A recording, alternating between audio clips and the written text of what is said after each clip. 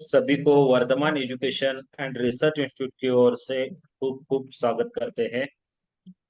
Varthaman education and research institute की ओर से आदरणीय परम पूज्य अध्यय प्रेमी संयम प्रीति जी महाराज साहब जी एवं सौ शकुंतला जी चूड़िया, इनके मुखारबिंद से हम तत्वार्थ सूत्र का अध्ययन कर रहे हैं। तत्वार्थ सूत्र के क्लास नंबर, अर्चना मैम आ गए, एक मिनट। अर्चना मैम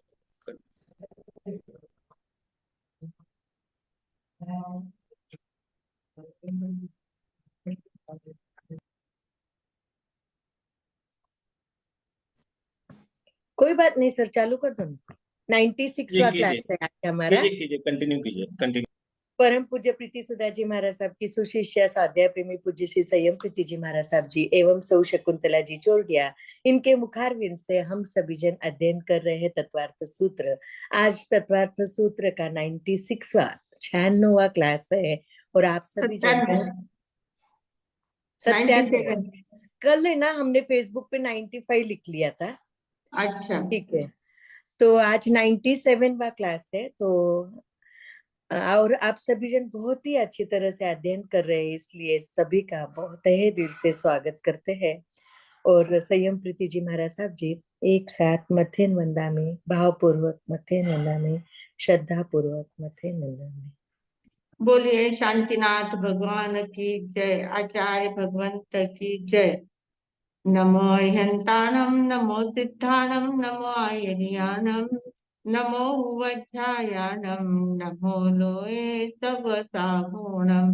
एषो पंचनामोक्कारो सब पावपनाशनो, मंगलानं च सभ्यसिं परमं हवै मंगलम्, परमं हवै मंगलम्। श्री मिंदर स्वामी महाराज आपकी आज्ञा, भगवान आपकी आज्ञा, गुरु गुरुनी जी महाराज आपकी आज्ञा। तत्वार्थ सूत्र के 90 अध्ययन का अर्थ करने की आज्ञा चाहते हैं। मोक्ष मार्गस्य नेतारं भेत्तारं कर्म भूभृतां, ज्ञातारं विश्वतत्त्वानां वन्दे तद्गुणलब्धये, वन्दे तद्गुणलब्धये। परम आदरणीय, परम वंदनीय, परम पूजनीय 24 तीर्थंकर भगवान, पंच परमेष्टि भगवान तथा ज्ञानी ध्यानी त्यागी तपस्वी समस्त ऊर्जा महापुरुषों के चरणों में भावपूर्वक वंदन। आराध्य गुरुदेव पूज्य श्री आचार्य भगवान तपसी जी महाराज साहब, पूज्य श्री माता जी महाराज साहब के चरणों में भावपूर्वक वंदन। संस्कार भारती वाणी भूषण पूज्य श्री प्रीति सुधा जी महाराज साहब, पूज्य श्री अरुण प्रभा जी महाराज साहब के चरणों में भावपूर्वक वंदन। यहाँ उपस्थित सभी धर्म प्रेमी, श्रद्धावान, जिज्ञासु भाइयों तथा सुशील बहनों, हम लोग जो 90वां अध्ययन देख रहे हैं, इस 90वें अध्ययन में हमारे जो जितने भी सिद्धांत है, जो तत्व है, जो जो भी मूलभूत बातें हैं हमारे शास्त्र में, आगमों में, उन करीबन लगभग सभी बातों का विवेचन यहाँ पर होता है। इस 90वें अध्ययन में बहुत सारी बातें हमारी आती है। हमने पहले भी क्या क्या देखा है। पहले से हमने देखा है कि मतलब कर्म का आश्रव देखा था, आश्रव निरोध मतलब संवर तत्व देख रहे हैं। तो संवर में समिति, गुप्ती वगैरह देखी है। फिर धर्म देखा, 10 प्रकार की यति धर्म है, अनुप्रेक्षा है, परिसहजय है, चारित्र है। ये सारी बातें तो है ही, इसके साथ साथ कर्म के प्रकृतियां भी आएगी। इसमें बहुत सारे विषय हमारे आने वाले। ध्यान के जो 4 प्रकार है, चारों ध्यान के प्रकार में एकदम विस्तार से वर्णन आने वाला है। स्वाध्याय के 5 प्रकार कौन से है, तप के 12 भेद कौन से है, सभी एक एक विषय पूरा हमारा आने वाला है। तो इसलिए ये 90वां अध्ययन अगर हमने व्यवस्थित कर लिया तो हमें बेसिक ज्ञान, जैन तत्व का बेसिक ज्ञान हमारा एकदम व्यवस्थित हो सकता है। इतनी ज्यादा बातें इस 90वें अध्ययन में है। तो आज हम 8वां सूत्र देख रहे हैं। आठवें सूत्र से लेकर मुझे लगता है 12-13 सूत्र तक परिसह का ही वर्णन किया गया है। 12 सूत्र तक परिसह का वर्णन किया है। और इन 12 सूत्रों 8 से 12 तक पूरे परिसहों का वर्णन है। इन परिसहों में 5 प्रकार की विधाओं से परिसह का वर्णन किया है।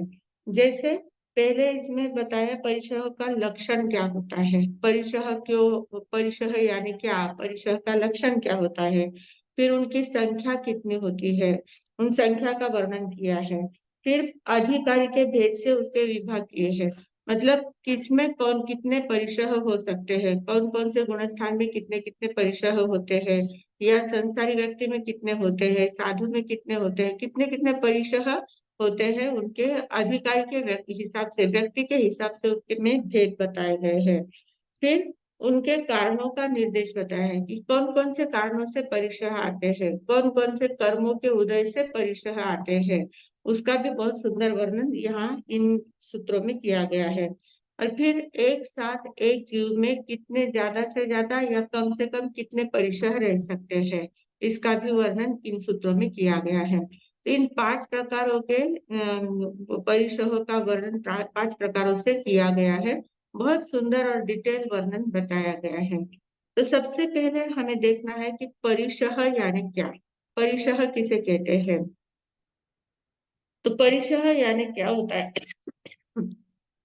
कैसे भी परिस्थिति की उपस्थिति हो, जब हम साधना करते हैं, साधना काल में, साधना के समय में किस कैसे भी परिस्थिति की उपस्थिति हो, उस परिस्थिति की उपस्थिति में दृढ़ता पूर्वक स्थिर और शांति से रहना और आनंद का अनुभव करना, उसमें उसको कहते हैं परिशह। मतलब अनुकूल या प्रतिकूल कैसा भी वातावरण निर्माण हो, कैसी भी बाधाएं उत्पन्न हो, चाहे बाधाएं हो, अनुकूल भी होती है प्रतिकूल भी होती है।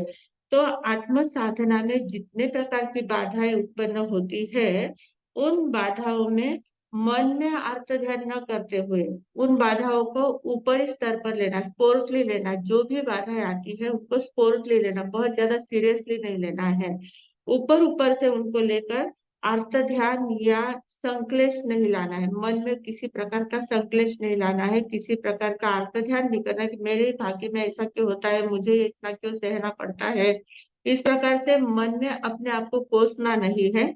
मेरे कर्मोदय है और कर्मों के उदय से ये सारी परिस्थिति निर्माण हुई है, तो ठीक है, जैसे निर्माण हुई है वैसे चली भी जाएगी, तो उसमें इतना मुझे आर्त ध्यान रौद्र ध्यान करने की कोई आवश्यकता नहीं है, इतना संक्लिष्ट होने की कोई आवश्यकता नहीं है, खेद करने की आवश्यकता नहीं है। इस प्रकार से मन को एकदम शांत संयमी रखना और स्थिर रहना, अपनी साधना में स्थिर रहना, उसको कहते हैं परिशह। मतलब जो भी परिस्थिति उत्पन्न हो उसको समभाव पूर्वक सहन करना, उसको कहते हैं परिशह। तो परिशह 2 कारणों से आते हैं, सहन करने होते हैं। परिशह को सहन करना, बहुत लोग कहते हैं कि क्यों सहन करना, हमारे पास ताकत है, हम उसको उसका विरोध कर सकते हैं, उसका उपाय कर सकते हैं, फिर उनको सहन क्यों करना है। तो उसके लिए 8वां सूत्र दिया है, उसमें बताया कि परिशह 2 कारणों से सहन करना होता है। परिशह जो भी उत्पन्न आता है, जो भी परिस्थिति हमारे जीवन में उत्पन्न होती है, उनको सहन करने के लिए 2 कारण बताए गए हैं।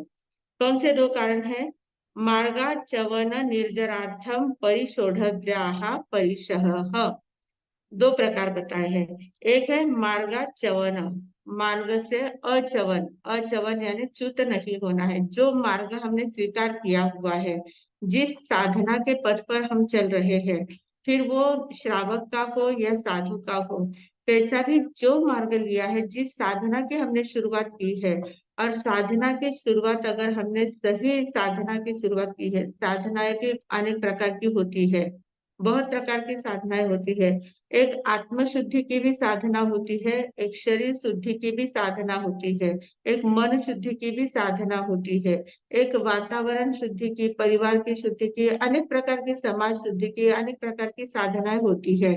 तो ये बाकी की साधनाओं का नहीं कहते हैं हम सिर्फ आत्म शुद्धि की जो साधना है, आत्म शुद्धि की साधना जब हमारी चलती है, तो उस साधना से जिस मार्ग पर हम चल रहे हैं, जिस मार्ग पर चलकर हम व्रत नियमों का पालन कर रहे हैं, साधना कर रहे हैं, ध्यान कर रहे हैं, सामायिक प्रतिक्रमण, जो जो भी बातें हम कर रहे हैं, तो नियमों का जो जहाँ पालन कर रहे हैं, तो उस मार्ग पर चलते हुए उससे हमें च्युत नहीं होना है, कैसा भी प्रसंग आ जाए तो मार्ग पर डटे रहना है, हमें लक्ष्य तक पहुंचना है। लक्ष्य तक पहुंचना अगर है तो ये जैसे भी परीक्षा हमारी जिंदगी में आते हैं उनको हम समभाव पूर्वक सहन करेंगे तो हम लक्ष्य तक पहुंच सकते हैं। अगर बीच में ही हम डिग गए, बीच में ही हमने आर्त ध्यान रौद्र ध्यान किया, परीक्षाओं से डर कर उसे च्युत हो गए, हमने छोड़ दिया मार्ग, साधना की पद्धति छोड़ दी, साधना का मार्ग अगर छोड़ दिया तो हम लक्ष्य तक पहुंच नहीं पाएंगे। इसलिए मार्गाच्यवन, मार्ग से अच्यवन होने के लिए, मार्ग से च्युत नहीं होना है, भ्रष्ट नहीं होना है, मार्ग से निकलना नहीं है, पथ भ्रष्ट नहीं होना है, आगे आगे ही बढ़ना है। इसके लिए एक तो करना है, परिचयों को सहन करना है। दूसरा है निर्जरार्थम। निर्जरार्थम यानी जो भी परिस्थिति उपस्थित होती है ना, वो हमारे कर्मों के उदय के कारण से ही होती है।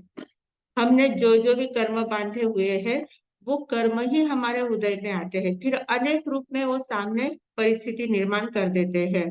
कहीं अनुकूल परिस्थिति आती है, कहीं प्रतिकूल परिस्थिति आती है। अनुकूल यानी क्या, अनुकूल भी उपसर्ग होता है, प्रतिकूल भी उपसर्ग होता है। उपसर्ग यानी संकट, जो भी बाधा संकट जो विघ्न जो भी उपस्थित होते हैं उनको उपसर्ग कहते हैं। तो वे अनुकूल भी होते हैं, प्रतिकूल भी होते हैं। अनुकूल कैसे होते हैं कि जो हमें मन को तो अच्छा लग रहा है, वो जो परिस्थिति निर्माण हुई है उस परिस्थिति में हमें मन को बहुत अच्छा लगता है।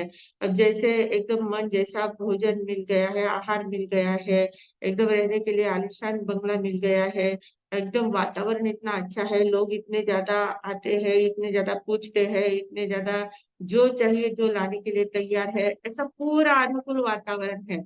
तो उस वातावरण को भी परिशह समझना है, क्योंकि इस अनुकूल वातावरण में हम अपने लक्ष्य से भटक सकते हैं। हमारा जो लक्ष्य है, जो साधना करनी है, उस साधना से हम भ्रष्ट हो सकते हैं, उस वातावरण में ही हम अटक जाएंगे और हमारी जो साधना चल रही है उसमें ब्रेक हो जाएगा। तो उसके लिए इसको कहते हैं अनुकूल परिसह। ये ऐसे अनुकूल परिसर होते हैं जो मन जैसा वातावरण निर्माण कर देते हैं।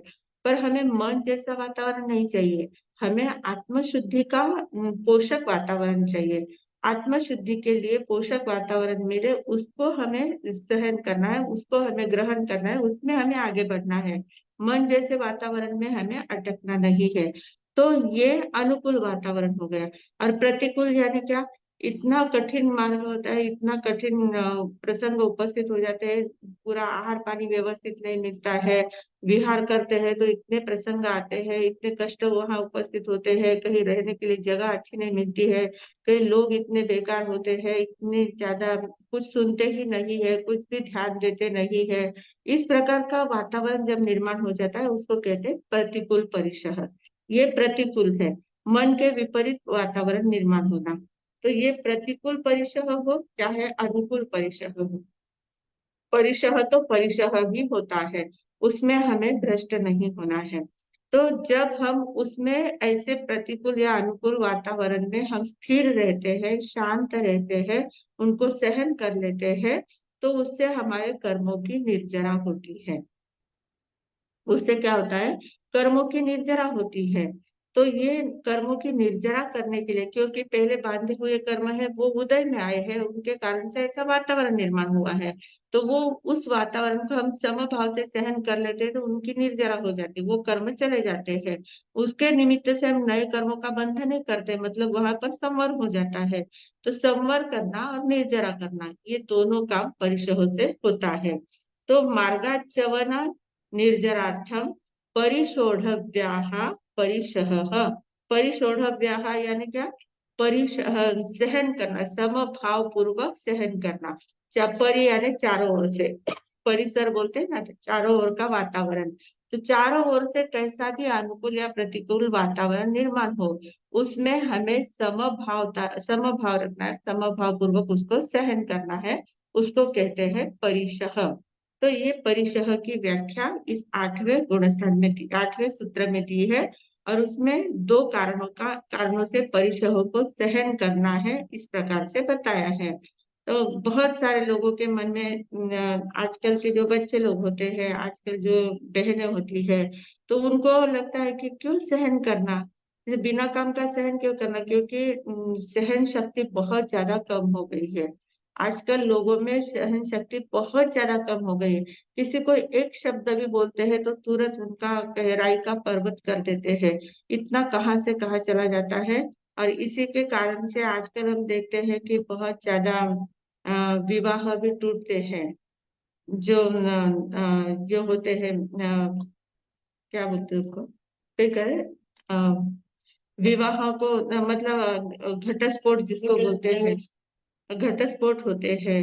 जो विवाह टूटते हैं, लड़कियां घर आके बैठ जाती है, पियर में आके बैठ जाती है। तो ये क्यों होता है? क्योंकि सहन करने की शक्ति हमारी बहुत कम हो गई है। तो सहन शक्ति बढ़ाने के लिए परिसहों को हमें समझना है, और परिसहों को समझकर उसको जीवन में उतारना है। ये जो परिसह दिए हैं, बहुत सारे ऐसे तो कितनी परिस्थितियां उत्पन्न होती है, कितने परिचय हमारी जिंदगी में आ सकते हैं, अनेक प्रकार उसके हो सकते हैं। पर साधक के लिए स्थूलता से अगर देखा जाए तो साधक के लिए भगवान ने बताया कि ये 22 प्रकार के परिचय आने की संभावना होती है। इससे और भी इसके भेदानुभेद काफी हो सकते हैं, काफी प्रकार के परिचय आ सकते हैं। पर मुख्य रूप से ये 22 प्रकार के परिसर बताए गए हैं। तो ये परिसर जो है, तो सभी लोगों को क्या लगता है कि ये साधु के परिसर है, साधु के जीवन के है, हमारा तो इससे कोई लेना देना नहीं है। पर ऐसा नहीं होता है। साधु जीवन हो या गृहस्थ जीवन हो, गृहस्थ अवस्था में भी रहते हुए भी आपको सहन शक्ति बढ़ानी चाहिए। अगर आपकी गृहस्थी भी व्यवस्थित चलनी है, गृहस्थ जीवन भी व्यवस्थित निभाना है, तो उसके लिए भी सहन शक्ति की बहुत ज्यादा जरूरत होती है। सहन शक्ति है, पहले हमारी बहनें होती थी, पहले हमारी जो औरतें होती थी, जो स्त्रियां होती थी, वो एक बार जहाँ शादी होके चली गई तो वो जिंदगी भर वहीं पर रहेगी। कितने भी कष्ट हो, कितना भी तकलीफ हो, कि कैसा भी वातावरण हो, वो पूरा निभाती थी। वो कहीं कभी भी छोड़कर आती नहीं थी। तो ये जो सहन शक्ति उनमें होती थी, इसलिए उनको सद्गृहिणी कहा जाता है। जो सहन करती है और घर को लेकर चलती है, चाहे जैसा वातावरण हो, उस वातावरण में सबको प्रसन्न रखती है, स्वयं भी प्रसन्न रहती है। कैसा भी वातावरण हो, उस वातावरण को बदलने की ताकत उसमें आ जाती है जब उसमें सहन शक्ति होती है। तो ये सहन शक्ति बढ़ाना, इसके लिए ये परिसह को सहन करना होता है, परिसहों को समझना बहुत जरूरी होता है। तो परिसह ऐसे 22 प्रकार के बताए गए हैं। तो जितने साधु के लिए है, उतने ही गृहस्थ के लिए भी ये आवश्यक होते हैं। तो उनके लिए सूत्र नंबर 9 दिया है। 9 नंबर के सूत्र में सभी परिसरों का नाम दिया है। जैसे शुद्ध, पिपासा, शीतोष्ण, दंश मशक, नाज्ञा, रति, स्त्री, चर्या, निषद्या, शय्या, आक्रोश, वध, याचना, अलाभ, रोग, तृणस्पर्श, मल, सत्कार, पुरस्कार, प्रज्ञा, अज्ञाना, दर्शनानि, ऐसे 22 प्रकार के परिसह बताए हैं। अब इन 22 परिसहों में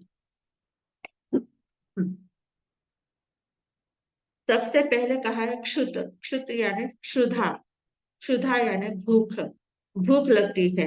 हम जब हमारा शरीर औदारिक शरीर है, औदारिक शरीर होने के कारण से इसको समय समय पर इसको आहार देना जरूरी होता है।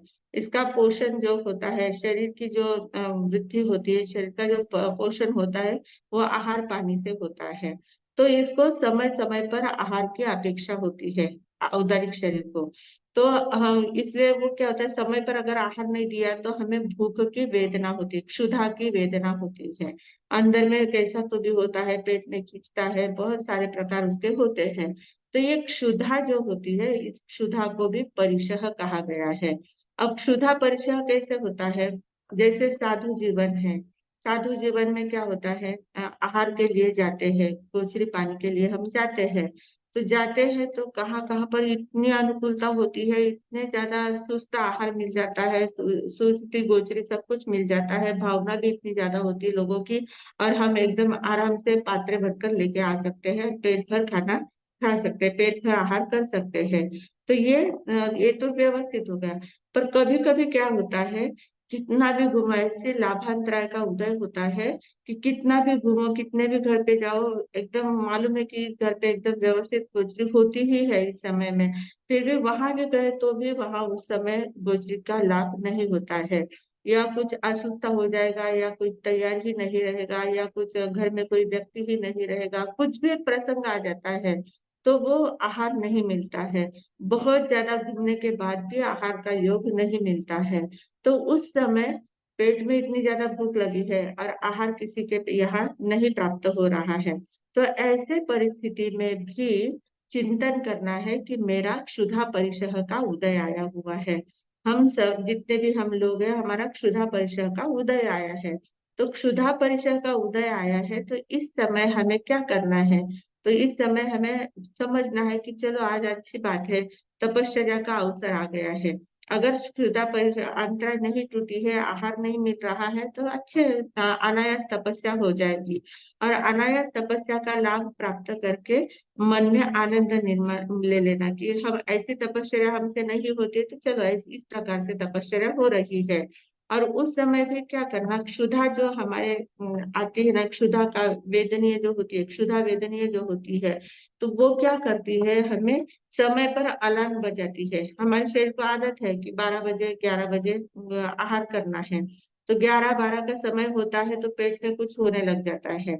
उस समय उसको दे दिया तो ठीक है, अगर नहीं डाला है उस समय, थोड़े कुछ काम में है या कुछ लेट है या कुछ नहीं हुआ है मिला है, तो अगर वो समय टल जाता है तो वापिस हमारी भूख शांत हो जाती है।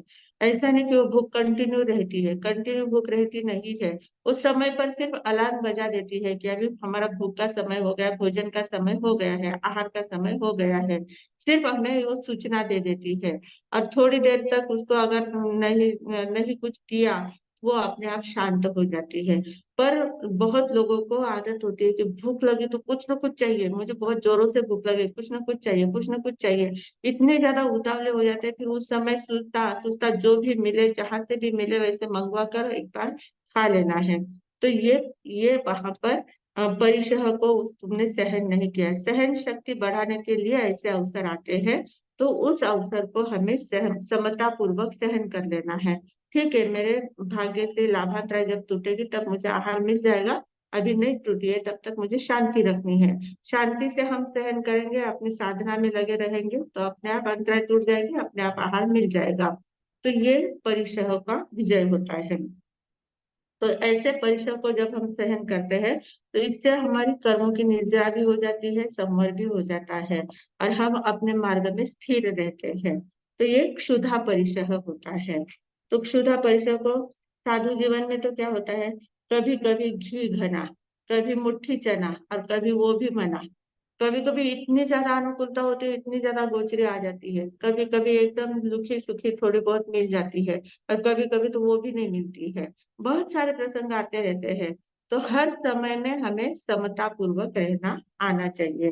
तो ये क्षुधा परिशह के ऊपर विजय होता है। फिर दूसरा है पिपासा परिशह। पिपासा परिशह, पिपासा का अर्थ क्या होता है, प्यास।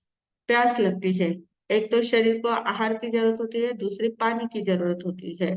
तो प्यास एक बार अगर लग जाती है तो हमारा गला एकदम सूखने लग जाता है, पेट में कुछ होने लग जाता है, बहुत ज्यादा आकुलता व्याकुलता बढ़ जाती है, और गर्मी के दिनों में तो बहुत ज्यादा बढ़ जाती है। जब विहार वगैरह करके जाते हैं, थोड़ी धूप हो जाती है, तो उसके कारण से बहुत ज्यादा प्यास लग जाती है। तो प्यास लगने के बाद तुरंत मुझे अभी के अभी पानी चाहिए, ठंडा पानी चाहिए, शीतल पानी चाहिए, अच्छा मीठा पानी चाहिए।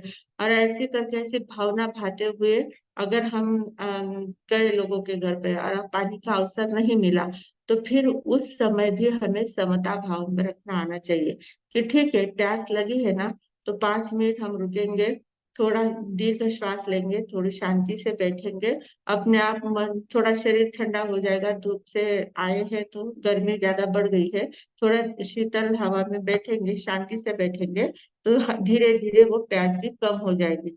जब अनुकूलता मिलेगी तब हमें पानी मिल जाएगा।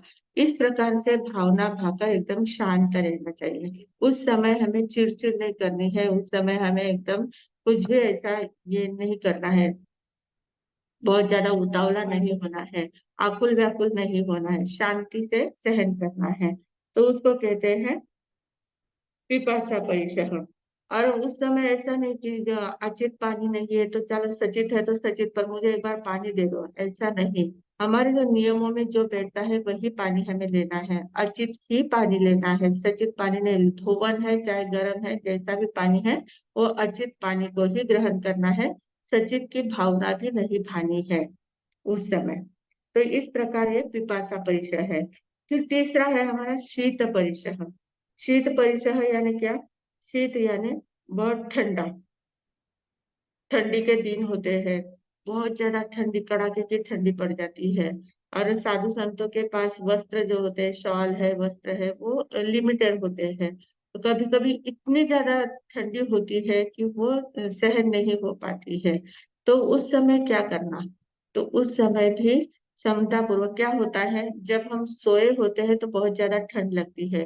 तो बहुत ज्यादा ठंड लग रही है और ओढ़ने के लिए बहुत व्यवस्थित पूरा नहीं है अगर साधन, तो उस समय हमें खड़े होकर बैठ जाना है, बिस्तर पर ही बैठ जाना है और जो शॉल है उसको ओढ़ के बैठ जाना है।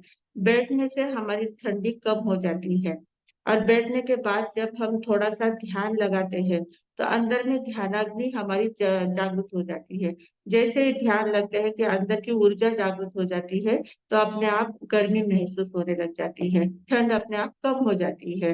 तो ये प्रयोग करने होते हैं उस समय। ऐसा नहीं कि बहुत ज्यादा ठंड लग रही है तो ओढ़ने के लिए रगे ला के दो, ये ला के दो, वो ला के दो, ऐसा नहीं है। और किसी से एक्स्ट्रा मंगवाना भी नहीं है, या कहीं हीटर लगवा दो, कहीं अग्नि का वो लगा दो, अंगारा लगवा दो, कुछ तो भी करो, हमें बहुत ज्यादा ठंड लग रही है, ऐसा बिल्कुल भी नहीं करना, ऐसा उतावला नहीं होना है। उस समय हमारी परीक्षा होती है, जब ऐसे प्रसंग आते हैं उस समय हमारी परीक्षा होती है, साधक की परीक्षा उसी समय होती है। तो उस परीक्षा में हमें पास होना है और उन साधनों का उपयोग न करते हुए अपने आंतरिक साधनों का उपयोग करना है। उस समय बैठ जाना है, शॉल है जितना है ओढ़ने का जो है वो ओढ़ लेना है, और शांति से बैठकर हम ध्यानग्न अगर एकाग्र हो जाते हैं तो अपने आप अंतर की ऊर्जा बढ़ती है और गर्म ठंडी कम हो जाती है। तो ये शीत परिसह, इसको हमें शांति से सहन करना होता है। तो इसको कहते हैं शीत परिसह के ऊपर विजय मिलाई है। फिर है उष्ण परिसह। शीतोष्ण का है ना, तो शीत और उष्ण दोनों प्रकार के परिसह होते हैं। गर्मी के दिनों में उष्ण परिसह है, ठंडी के दिनों में शीत परिसह होता है। तो उष्ण परिसह, बहुत ज्यादा गर्मी हो रही है, इतना पसीना पसीना हो रहा है, जल्दी से दरवाजे खिड़कियां खोल दो, हवा आ रही क्या, कहीं कहीं पंखा वगैरह लगा दो, कहीं ऐसा करो, हवा की जगह छोड़ो, ऐसा इतना ज्यादा उतावले हो जाते हैं। तो वैसा नहीं करना है, शांति से बैठे। हम जितना ज्यादा उतावले हो जाते हैं ना, तो उतने ज्यादा हम एक्साइटमेंट हमारी जो बढ़ जाती है, तो और ज्यादा गर्मी हमारी बढ़ती जाती है। तो उस समय अगर हम स्थिर बैठते हैं, शांत बैठते हैं, जहां भी बैठे वहां एकदम स्थिर बैठ जाते हैं, तो अपने आप अपनी गर्मी कम कम होने लग जाती है। स्थिर बैठने से, शांत बैठने से गर्मी कम हो जाती है। और बहुत ज्यादा इधर देख उधर देख, ये लगा, वो दरवाजा खोल, वो खिड़की खोल, वो ये कर, वो कर, करते करते और ज्यादा गर्मी हमारी बढ़ती जाती है। तो इसलिए उष्ण परिसर है तो वहां पर भी एकदम शीत शांत बैठना है। शीत साधनों की अपेक्षा नहीं करना, कोई एसी लगा दे, कोई पंखा लगा दे तो बहुत अच्छा है, ऐसी भावना भी नहीं भाना है।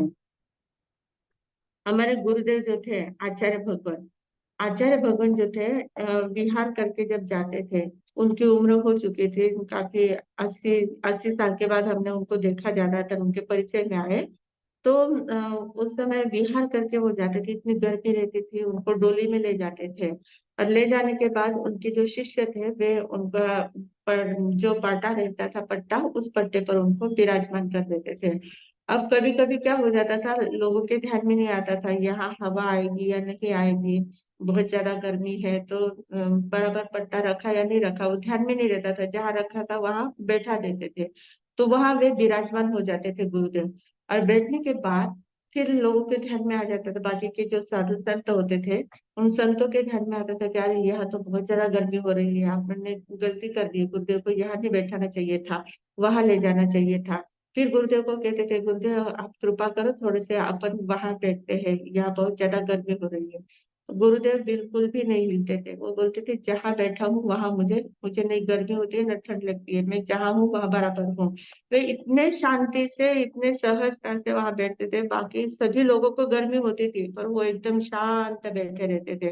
वो कभी एक बार जिस स्थान पर बैठे उसी स्थान पर वो बैठते थे, वो स्थानांतर नहीं करते थे, ठंडी गर्मी के लिए स्थानांतर नहीं करते थे। तो इतनी ज्यादा शांति इतनी ज्यादा स्थिरता उनके अंदर आ गई थी। तो ऐसे उष्ण परिसह हो या शीत परिसह हो, हम हमारे अंदर अगर स्थिरता है शांति है तो दोनों परिसर हम आराम से सहन कर सकते हैं। पर हमारे अंदर अगर शांति नहीं है, अस्थिरता है, चंचलता है, तो दोनों परिसर हमें तकलीफ देते हैं।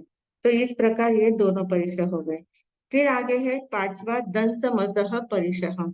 दंस मसह यानी क्या, डांस मच्छर वगैरह आजकल बहुत ज्यादा होते हैं, मच्छर बहुत ज्यादा होते हैं। तो मच्छरों के कारण से हम न प्रतिक्रमण व्यवस्थित कर सकते। शाम के समय बहुत ज्यादा मच्छर आते रहते हैं, तो प्रतिक्रमण में भी हमें बहुत ज्यादा डिस्टर्ब होता है।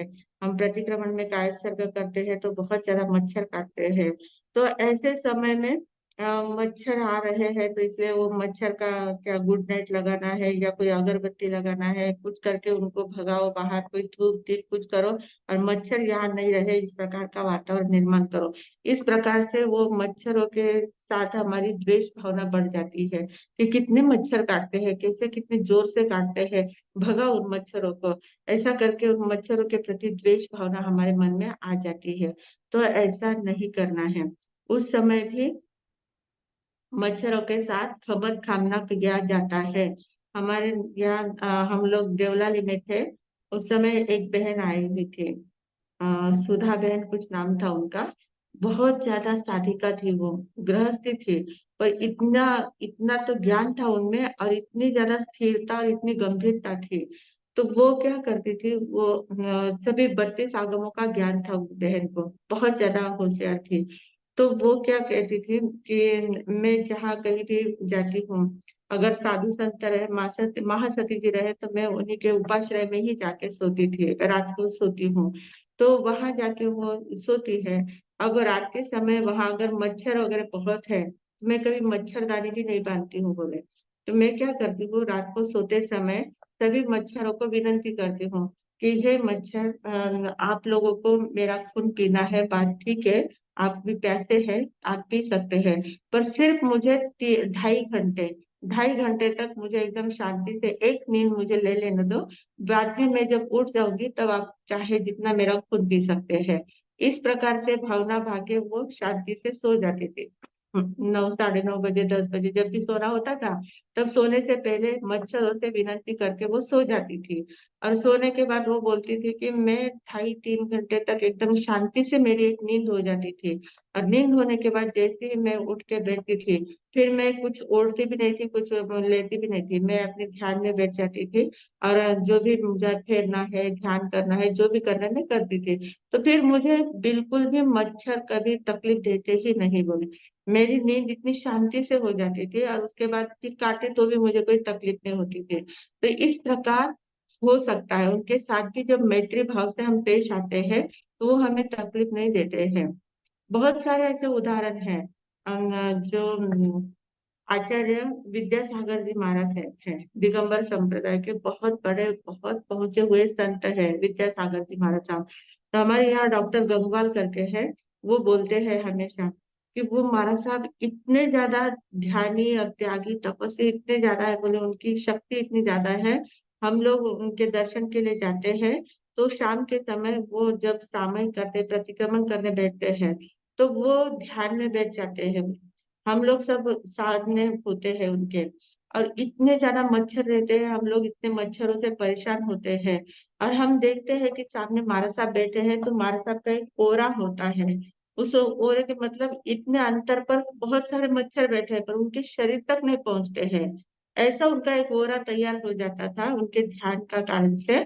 तो उस ओरे तक मच्छर बैठते हैं, जैसे वहां दीवार है, ऐसे दीवार के समान एक लाइन से इतने सारे मच्छर बैठ जाते हैं, पर उनके शरीर पर एक भी मच्छर नहीं बैठता है। ऐसी भी साधना हो सकती है। इस प्रकार ये दंश मसह परिशह को जीतने की भी एक कला होती है। इसको अगर हम जीत लेते हैं तो किसी प्रकार की तकलीफ हमें नहीं होती है। फिर आगे है अचेलक परिशह। अचेलक परिशह का अर्थ क्या होता है कि अचेलक, चेलक यानी वस्त्र और अचेलक यानी निर्वस्त्र। अभी कभी कभी क्या हो जाता है, बहुत कम साधु संतों के पास वस्त्र बहुत कम रहते हैं। पहले जमाने में तो बहुत 2 या 3 ही वस्त्र रखने की ये संकल्पना थी। आजकल तो भी थोड़े ज्यादा रखते हैं, पर पहले तो बहुत लिमिटेड होता था। तो वस्त्र कम रखते हैं, और वस्त्र कम रखने के बाद वो पुराने हो जाते हैं, कभी कभी फट जाते हैं, कभी जीर्ण हो जाते हैं, शीर्ण हो जाते हैं। तो उस समय फिर मन में चिंतन करते हैं कि अरे मेरे तो वस्त्र इतना, एक ही मेरे पास चादर है, और अगर ये फट गई, ये इसका कुछ हो गया, तो फिर मैं क्या निर्वस्त्र हो जाऊंगा क्या? फिर मेरा क्या होगा? मुझे कोई नया वस्त्र देगा या नहीं देगा? कहीं मुझे लाभांतराय में टूटेगी या नहीं टूटेगी? कोई श्रावक मुझे मिलेगा या नहीं मिलेगा? इस प्रकार का चिंतन करके मन के मन में उद्विग्नता खिन्नता लाना, तो ये अचेलक परिशह है। तो कम वस्त्र है, अल्प वस्त्र है, तो उसमें भी चिंता करने जैसा कुछ नहीं है। जितने वस्त्र है उसमें मेरी लज्जा तो ढक रही है ना। ठीक है, जब मेरे भाग्य में होगा तो मिल जाएगा, नहीं मिला तो ठीक है, जैसा है वैसे मैं साधना पथ पर ही हूँ। मिले तो ठीक, नहीं मिले तो ठीक। इस प्रकार से भावना भागे अचेलक परिशह को सहन करना है। बहुत ज्यादा सोचकर, बहुत ज्यादा विचार करके उसमें बहुत मन को तकलीफ नहीं देना है, मन को उद्विग्न नहीं बनाना है। शांति से अपने आप बराबर समय समय पर बराबर सब कुछ मिल जाता है। कोई भी महाभाग आ जाएगा, हमारे अगर अंतराय टूट गई है तो कोई भी कहीं से भी हमें वस्त्र प्राप्ति हो जाएगी। इस प्रकार से मन को शांति से रखना, ये अचेलक परिशह है। परिशह के ऊपर विजय है। फिर है अरति परिशह। अरति परिशह का अर्थ क्या होता है? अरति यानी रति यानी मतलब अरति निर्माण होना, मतलब मन में अप्रसन्नता निर्माण होना, अरुचि निर्माण हो जाना। जो मार्ग हमने ग्रहण किया है, जिस साधना पथ पर हम चल रहे हैं, तो वहाँ इतने इतने प्रसंग ऐसे आते हैं कि क्या इस मार्ग में क्या रखा है, हमारे घर में क्या कम था क्या? खाने पीने की क्या कम थी क्या? रहने की कम था क्या? फिर सब कुछ तो था घर में, हमने क्यों ये मार्ग चुना है? इस प्रकार की भावना भाकर इसमें उसमें अरति निर्माण करना कि कैसा मार्ग है, सब रूखा सूखा है, तपस्या करो, साधना करो, ध्यान करो, ये करो, वो करो, भिक्षा के लिए जाओ, गोचरी के लिए जाओ, जो भी चाहिए वो लोगों से मांगो। इस प्रकार से मतलब अरति के प्रसंग निर्माण होते हैं। और फिर इतना करने के बाद भी कोई अच्छा कहता है तो कोई बुरा कहता है, कोई नाम रखता है, कैसे साधु है, इतना भी नहीं कर पाते, इतना भी नहीं संभालते, इनको तो व्याख्यान देना भी नहीं आता है, इनको तो बोलना भी नहीं आता है, इनको तो पढ़ाना भी नहीं आता है। कितने प्रकार के लोग होते हैं, कोई कुछ बोलता है, कोई कुछ बोलता है। तो इसके कारण से क्या हो जाता है, अरति की निर्माण हो जाती है, अरुचि निर्माण हो जाती है। और अरुचि जब निर्माण हो जाती है तो मन में एक प्रकार का उद्विग्नता आ जाती है कि क्या ऐसे मार्ग में रहने की अपेक्षा तो घर पे गए तो अच्छा है। इस प्रकार के भाव भी निर्माण हो सकते हैं। तो ऐसे प्रसंग जब आते हैं, उस समय हमें समता पूर्वक ध्यान में लेना है। फिर अरुचि क्यों निर्माण हो रही है? मैंने अपने आत्मा के कल्याण के लिए ये मार्ग चुना है, आत्म शुद्धि के लिए मार्ग चुना है, तो ये प्रसंग तो आने ही वाले हैं, मेरे कर्मों के उदय है इसलिए ये प्रसंग आते हैं। तो उनको अगर मैं, हमारे मन को हम जितना ढीला छोड़ेंगे, जितना मन को कमजोर बनाएंगे, उतना वो ज्यादा कमजोर बनता जाता है और ज्यादा ज्यादा निगेटिव में चला जाता है। पर अगर मन को हमने दृढ़ बना लिया और पॉजिटिव चिंतन किया, तो हमारे मन से ये अरुचि की भावना गायब हो जाती है। हमें एकदम रुचि, प्रसन्नता हमारे मन में आ सकती है। कैसा भी वातावरण रहा तो मैं एकदम प्रसन्न रहूंगा। मुझे बाहर के वातावरण से कुछ लेना देना नहीं है। मेरे आंतरिक शांति है ना, मेरे अंतर में आनंद है, मुझे आनंद, आंतरिक का आनंद का आस्वाद लेना है, और मेरी साधना में मुझे आगे बढ़ना है, मुझे पीछे नहीं हटना है। इस प्रकार से मन को दृढ़ बनाकर आगे बढ़ते जाना है, उसको कहते हैं अरति परिशह जय। फिर आगे आता है स्त्री परिशह। स्त्री परिशह में क्या आता है? ये स्त्री के लिए पुरुष परिशह, पुरुष के लिए स्त्री परिशह, मतलब साध्वी साधु साध्वी दोनों के लिए है। पुरुष या स्त्री साधक को अपनी साधना में विजातीय आकर्षण के भी प्रसंग आते हैं। मोह के प्रसंग उत्पन्न होते हैं। तो उस समय भी उसमें आसक्त नहीं होना है। कैसा भी प्रसंग सामने आ जाए, कोई कितनी भी लालच देने के प्रयास करे, कोई कितना भी नजदीकी बढ़ाने का प्रयास करे, तो उसमें हमें ध्यान रखना है, हमें स्वयं को दृढ़ रखना है, स्थिर रहना है कि नहीं, मुझे इस बात में अटकना नहीं है। ये शरीर का आकर्षण है, शरीर के आकर्षण में मुझे नहीं अटकना है, मुझे आत्मा की बातों में आगे बढ़ना है, आत्म शुद्धि करना है, आत्मशक्ति बढ़ाना है, अंतर की साधना बढ़ाना है, बाहर के परिसर से मुझे नहीं जाना। ये अनुकूल परिसर होता है, इसको अनुकूल परिसर कहते हैं। स्त्री परिसर जो होता है उसको अनुकूल परिसर कहते हैं। तो ऐसे अनुकूल परिसर में भी एकदम जागरूक पूर्वक पीछे हट जाना है, उसमें आगे बढ़ना नहीं है। तो वो स्त्री परिसर जय हो गया। फिर आगे है चर्या परिसर। नौवा परिचय है चर्या परिसर। चर्या यानी चलना, विहार करना, विहार करना है। अब विहार करते समय बहुत बार थकावट लग जाती है, बहुत लंबा रास्ता निकल जाता है, बहुत धूप हो जाती है, कहीं बारिश लग जाती है, कभी बहुत ठंड होती है, कभी रास्ता इतना उबड़ खाबड़ होता है, कभी कोई मार्ग में साथ में चलने वाला नहीं होता है, रास्ता बताने वाला कोई नहीं होता है, रास्ता भूल जाते हैं, कहीं भटक जाते हैं। बहुत सारी बातें विहार में हो सकती है। तो विहार में चलते समय कितना भी थकावट लगे, कैसा भी रास्ता भूले, कुछ भी हो जाए, पर उस समय हमें समभाव पूर्वक जहाँ भी जैसे भी आगे है वैसे बढ़ना है। थकावट आ गई है तो ठीक है, थोड़ी 10 मिनट 5 मिनट कहीं शांति का स्थान मिले तो वहां बैठ जाओ, थकान उतार लो, आगे वापस चलने लग जाओ। तो उसमें हमें अटकना नहीं है, उसमें हमें उद्विग्नता मन में नहीं लानी है।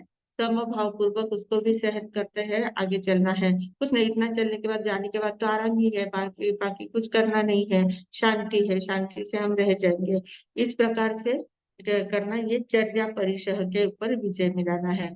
और बहुत बार क्या होता है, चर्या परिसह ऐसा भी होता है कि जब हम चलते जाते हैं, इतना दूर विहार करके चले जाते हैं, जाने के बाद वो स्थानक इतना गंदा होता है, इतना वातावरण कुछ भी नहीं, गांव के लोगों को कोई लेना देना नहीं होता है, स्थानक खुला भी नहीं होता है, रहने के लिए जगह भी घर नहीं अच्छी नहीं होती है, और इतना इतनी ज्यादा उद्विग्नता उस समय बढ़ जाती है, इतनी तो थकान है, चल के आए हैं, इतने थक कर आए हैं, और आने के बाद वातावरण ऐसा मिल गया तो और ज्यादा थकान महसूस होती है। तो उस समय भी हमें शांति रखना है, उस समय भी शांति रखना है, जहां भी स्थान मिले, जैसा भी स्थान मिले, उसको अपने अपनी सफाई करके अपने अपने स्थान को व्यवस्थित करके बैठ जाना है।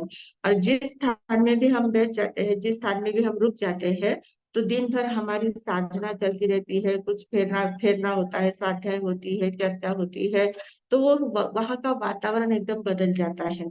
और वातावरण जो आए थे उस समय जैसा एकदम भकास जैसा कि अच्छा नहीं लग रहा था, तो जाते समय वो स्थान इतना अच्छा लगता है, इतना सुहावना हो जाता है, हमारे पूरे वाइब्रेशन फैल जाते हैं, और वातावरण एकदम अच्छा हो जाता है।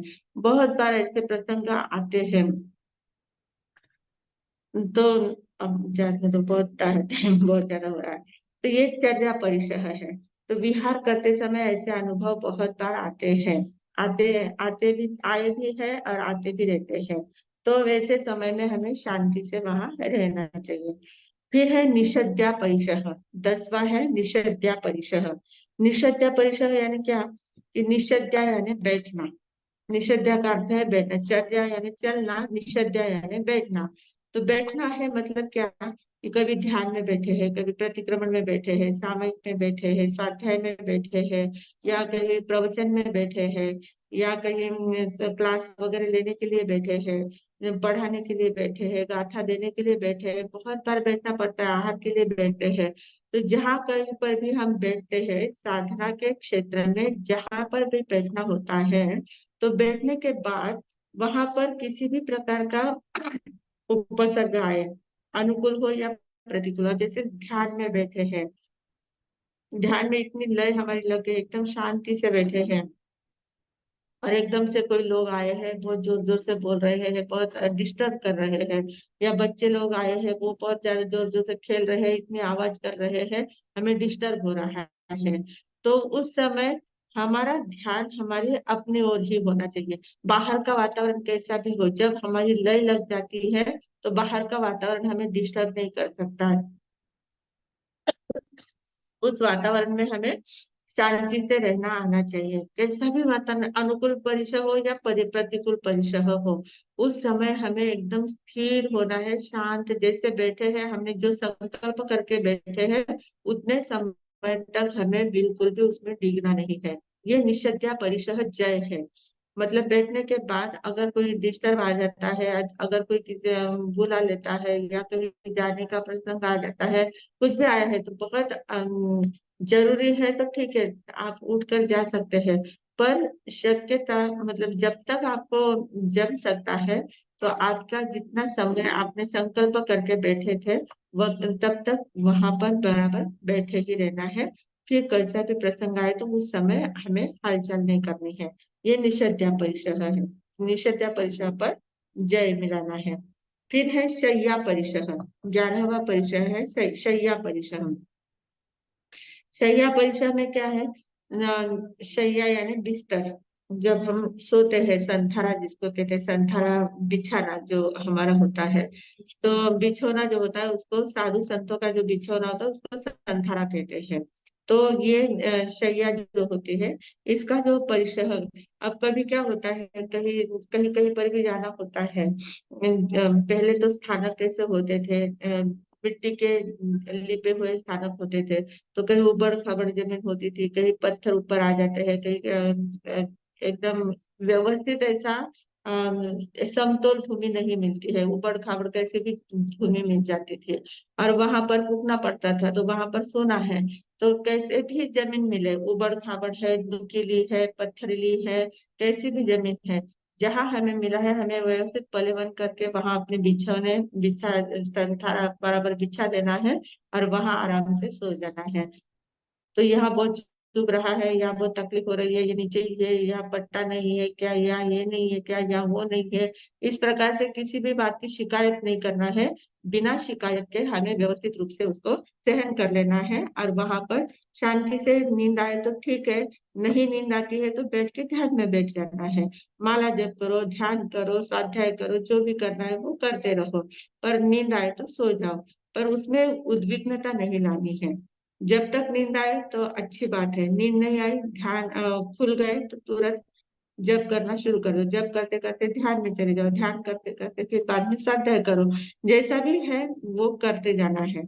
पर उसमें हमें द्वेष भावना नहीं रखना है, किसी के शांतिपूर्वक कोई सोने नहीं देता है, कोई वहाँ आवागमन बहुत होता है, कभी कभी छोटा रूम होता है और ज्यादा साधु संत होते हैं, साधु मतलब ग्रुप बड़ा है और रूम छोटा है, तो रात में कोई कभी उठता है, कोई बाहर जाता है, कोई अंदर आता है, कोई इधर जाता है, उससे डिस्टर्ब होता जाता है, तो नींद शांति से नहीं आती है।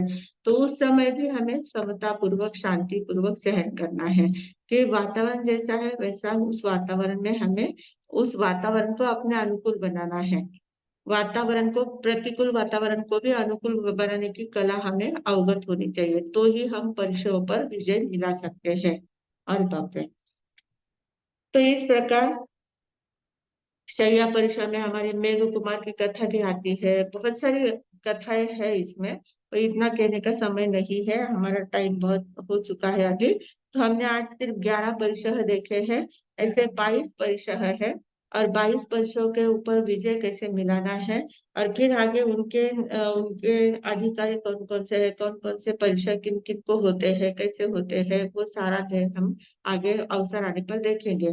पर आज हमने यही बात देखी है कि साधना का मार्ग चाहे साधु संतों का हो या श्रावकों का हो, जहां पर भी गृहस्थी है या सन्यासी है, पर ये प्रकार सभी के, आपके भी जीवन में ऐसे प्रकार आते हैं, हमारे भी जीवन में आते हैं। तो हर समय में हमें समता पूर्वक शांति पूर्वक रहना है, उसमें उद्विग्नता नहीं लानी है, मन में खेद उत्पन्न नहीं करना है, उद्विग्न नहीं होना है, अरुचि उत्पन्न नहीं करनी है, मन को पॉजिटिव रखना है, निगेटिविटी हमारी बढ़ानी नहीं है।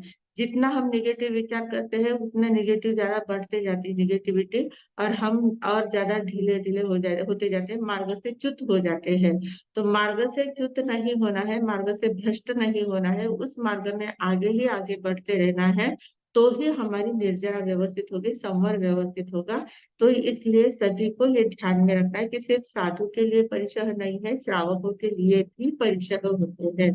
तो इन परिसरों में आपके भी जीवन में ऐसे प्रसंग आते रहते हैं, तो उन प्रसंगों में हमें समता पूर्वक रहना है, सहनशील बनना है। सहनशील बनाने का ये पाठ पढ़ाने वाला ये सूत्र है। तो इस प्रकार सभी सहनशील बने और साधना में आगे बढ़ते रहे। इन्हीं सद्भावनाओं के साथ अब मैं विराम देती हूँ। ओम शांति।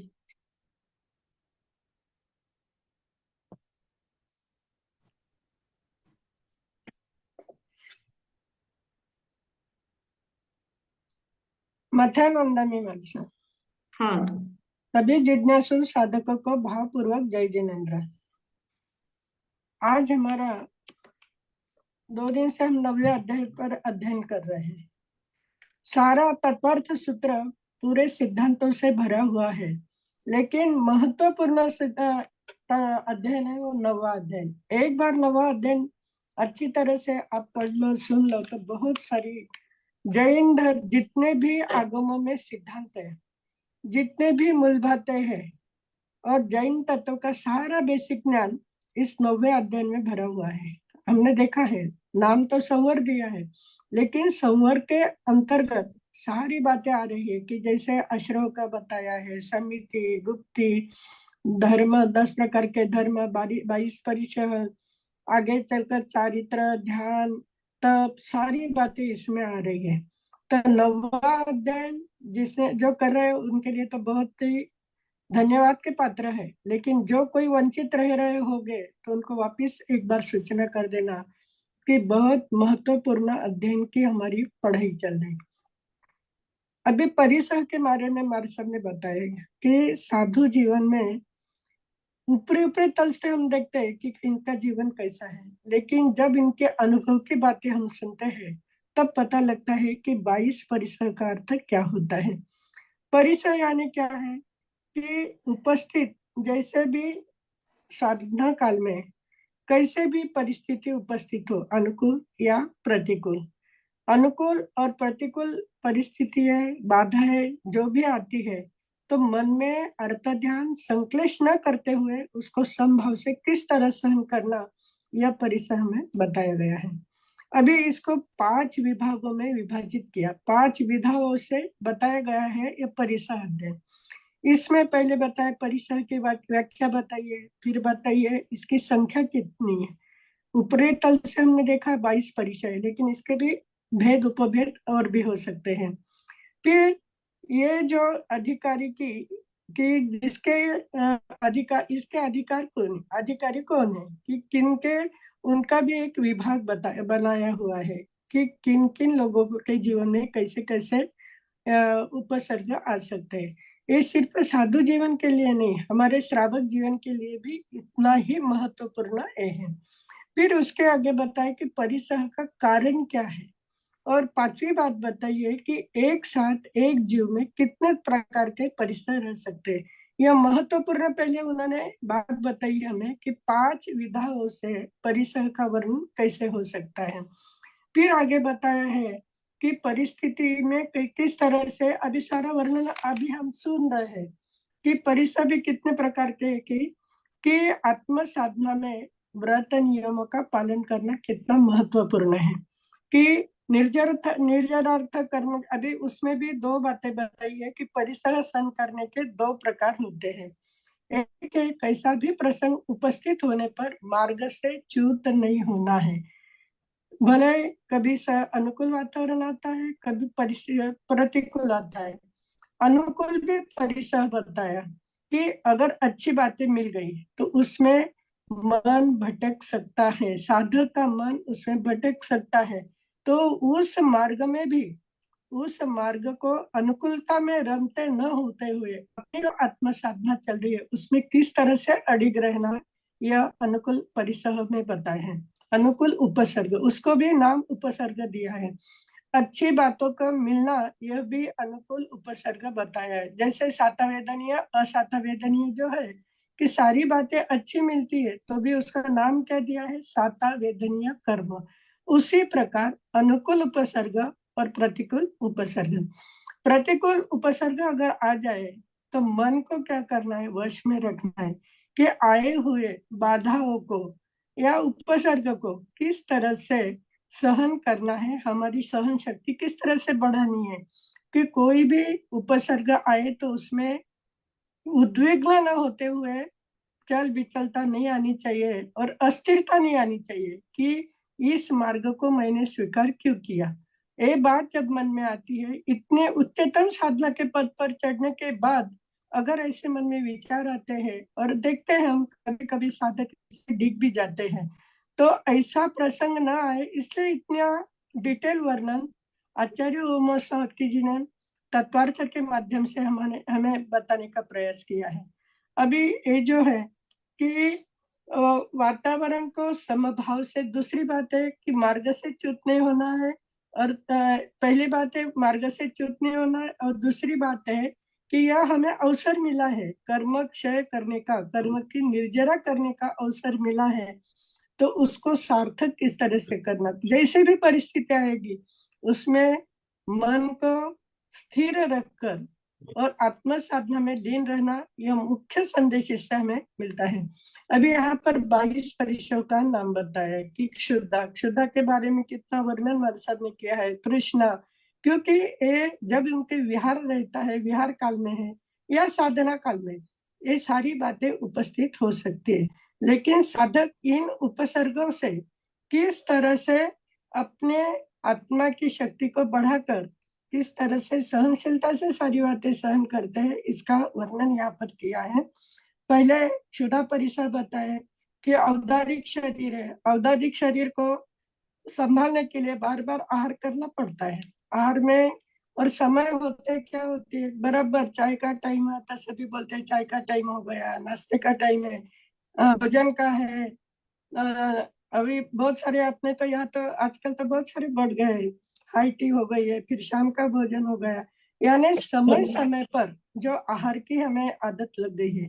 लेकिन जितनी भी जोर से भूख लगी तो तुरंत उसके लिए उद्विग्न नहीं होना कि कब मिलेगा, कब, ऐसी प्रतीक्षा नहीं करना, जब मिलेगा तब मिलेगा, लाभांतर टूटे तो आहार मिलने ही वाला है, ऐसे भाव रखकर अगर हम उसको सहन करते हैं तो क्षुधा परिचय हो सकता है। फिर तृषा परिचय के बारे में बताए, बहुत बार होता है रात में इतना बोलने के बाद ये हो जाता है, चोया रहता है हमारे सबको या श्रावक सभी को रहता है, तो उस समय भी कितना भी पानी की पानी का ये चाहिए, पानी की आवश्यकता है ऐसा भी महसूस होता है, तो भी ध्यान साधने से किस तरह से हमारे साहब ने बताया कि ऊर्जा से हम भूख को किस तरह से शांत कर सकते हैं, शीत को कैसा सहन कर सकते हैं, उष्णता के लिए कैसे, कितने सारे महान पुरुषों के उदाहरण देकर ये समझाने का प्रयास किया है। फिर शीत है, उष्ण है, वो भी बताया कि ठंडी कम कैसे कम कर सकते हैं, उष्णता में भी किस तरह से हम साधना से उष्णता को भी, यानी गर्मी को भी किस तरह से, गर्मी पर भी किस तरह से मात कर सकते हैं। तो ये छोटी छोटी बात बहुत सारे सुंदर सुंदर उदाहरण देके बताया है। ऐसा लगा था आज 22 वर्ष पूरा हो जाएगा, लेकिन मेरे सबने काफी विस्तार से बताया, क्योंकि ये उनके विहार काल के, उनके साधना काल की अनुभूति है, अनुभूति के बोल हम सुन रहे हैं, तब पता चलता है कि दंश मशक का कैसे साधक है, किस तरह से प्राणी मात्र से मैत्री कर कर किस तरह से हम उससे छुटकारा पा सकते हैं, यानी वो भी शांति से रह सकते हैं और हम भी शांति से रह सकते हैं, लेकिन कब, जब हमारी साधना उच्चतम स्तर पर पहुंचती है तब ये सारी बातें हो सकती हैं। और उसके आगे बताए अचेलक, अचेलक यानी वस्त्र रहित, और वस्त्र के बारे में भी काफी सुंदर वर्णन किया है। फिर अरति, स्त्री, चर्या और निषद्या, निषद्या यानी शय्या यानी शयन करना है, निषद्या यानी बैठना है। तो ये सारी बातें छोटी छोटी लगती है, 22% तो ऐसा लगा था रोज बोलते हैं, इसमें क्या ऐसा लगता था, लेकिन छोटी छोटी बातों से हम किस तरह से बच सकते हैं और हमारी आत्मशक्ति को बढ़ाने का अवसर जब हमें मिलता है तो उसमें डिगना नहीं है, उसको कैसे समर्थता से उसका हमें क्या करना है, सामना करना है, और जो ध्येय लेकर हम चल रहे हैं उस ध्येय की सिद्धि तक पहुंचना है कि परिसर पर जय मिलाकर। इसी मंगल भावना के साथ मैं विराम देती हूँ।